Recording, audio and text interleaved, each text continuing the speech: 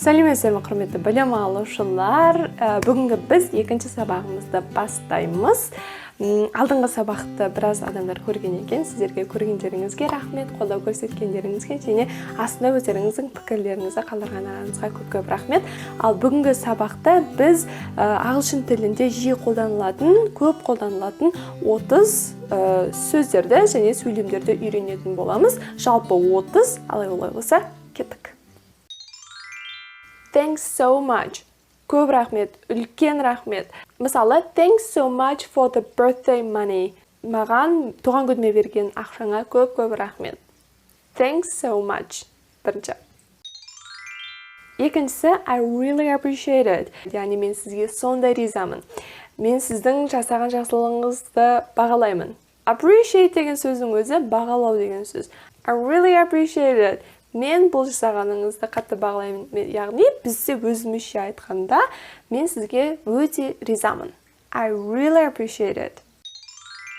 Келесі, excuse me, бұл сөз ағылшын тілінде өте жиі қолданылады. Әсіресе сіз бір көшеде кетіп бара жатқан кезде біреуден бір сұрақ сұрамастан бұрын міндетті түрде excuse me сөзін айтуыңыз керек. Бұл яғни ғафу етіңіз. Excuse me. Мысалы, excuse me, do you know where is the nearest shopping mall? Ғафу етіңіз, жақын жердегі сауда орталығының қайда екенін білесіз бе? Деген сөз аудармасында. Тағы да бір мысал, excuse me, do you know what time it is? Кешіріңіз, сағат қанша екенін білесіз бе?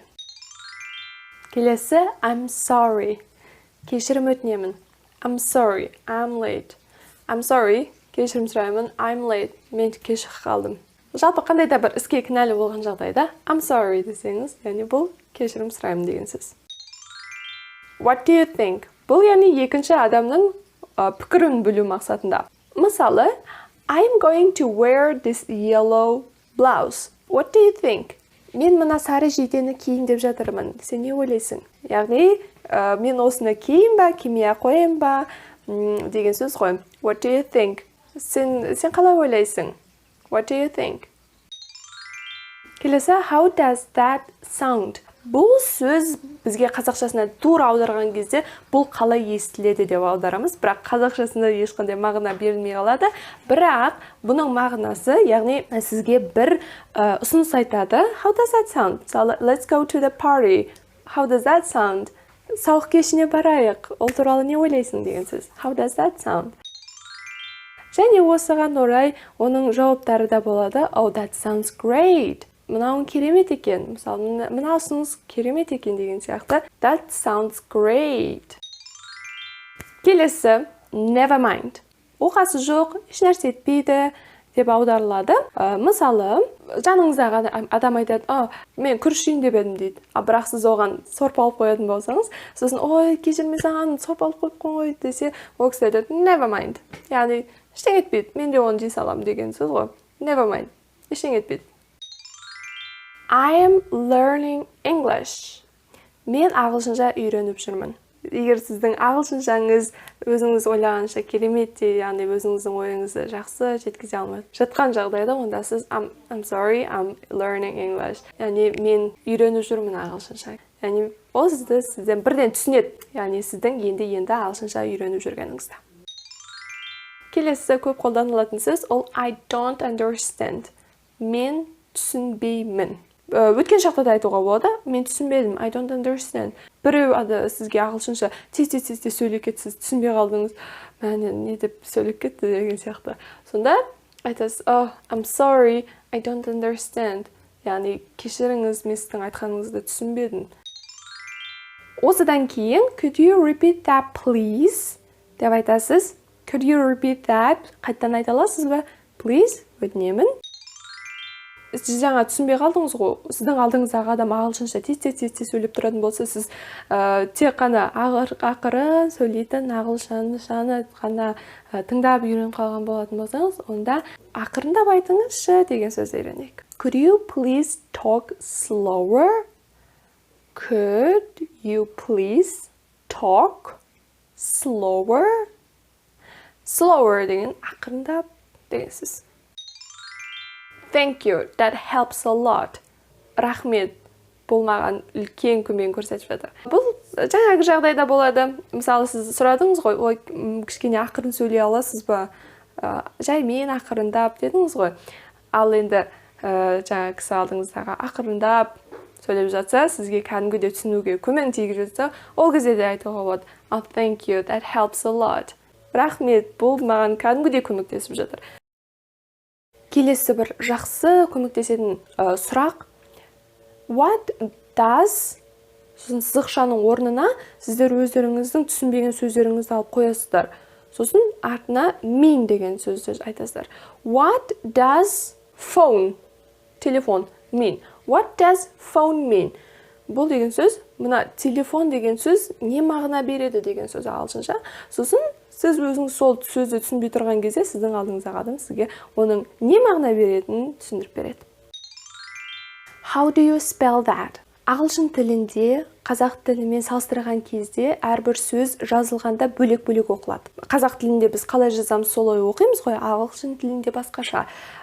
Сондықтан оларда spell деген бар, яғни оны әріптеп айту деген сөз. How do you spell that деген сұрақ өте көп қолданылады, себебі маған сол сөзді әріптеп айтып бересіз ба? Бұл әріптеп айтқанда қалай болады деген сөз. How do you spell that? What do you mean? What do you mean? Бұл сен не айтқың келіп тұр деген сөз. Сізге бір адам бір әңгімені айтып жатыр, бірақ сіз оның не айтқысы келіп тұрған ешқандай түсінбесеңіз, не айтқың келіп тұр? Не айтқыңыз келіп тұр деп айту үшін what do you mean? What do you mean? Сосын алдыңыздағы адам I mean дейді да, ары қарай өзінің ойын барынша анығырақ айтады. I mean тес. Менің айтайын дегенім, яғни мынау. Don't worry. Алаңдама. Don't worry. Don't worry. Be happy. Be happy. Деген сөз өлеңді білесіздер ме? Don't worry. Алаңдамаңыз. Be happy. Бақытты бол деген сөз. What are you doing? What are you doing? Не істеп жатырсың? Не істеп жатырсың? What are you doing? Одан кейін осы сұраққа Oh, I am cooking, I'm working, I'm walking, I'm jogging деп неше түрлі жауаптарды бере берсеңіз болады. Келесі what do you do? Бұл what do you do, what are you doing мен кішкене ұқсас келеді, бірақ оның мағынасы what do you do деген сөз, яғни сіздің жұмысыңыз қандай, сіздің мамандығыңыз қандай, сіз жалпы немен айналысасыз деген сөз. What do you do? What do you like to do in your free time? Сіз бос уақытыңызда немен айналысқыңыз келеді? What do you like to do in your free time? Бос уақытында немен айналысқың келеді? Ал енді телефон алайық, телефон жаза алайық. What is your phone number? What is your phone number? Phone number, телефон нөмірің. What is your, сенікі қандай деген сөз. Сенің телефон нөмірің қандай? What is your phone number? Ал енді Facebook'та бір-бірімізді тауып алайық. Do you have Facebook? Сенде Facebook бар ма? Do you have? Сенде бар ма? Facebook. How can I help you? Сізге қалай көмек көрсете аламын? How can I help you? How can I help you? Сізге қандай көмек көрсете аламын? Help, көмек. Егер сізге кету керек болатын болса, онда I will be with you in a moment. Мен қазір келемін. I will be with you in a moment. Яғни мен қазір сіздің жаныңызға қайтып келемін деген сөз. Біздің кездесуіміз сағат қаншада еді? What time is our meeting? What time қаншада is our біздің meeting? Кездесу. What time is our meeting? Біздің кездесуіміз қанша деді?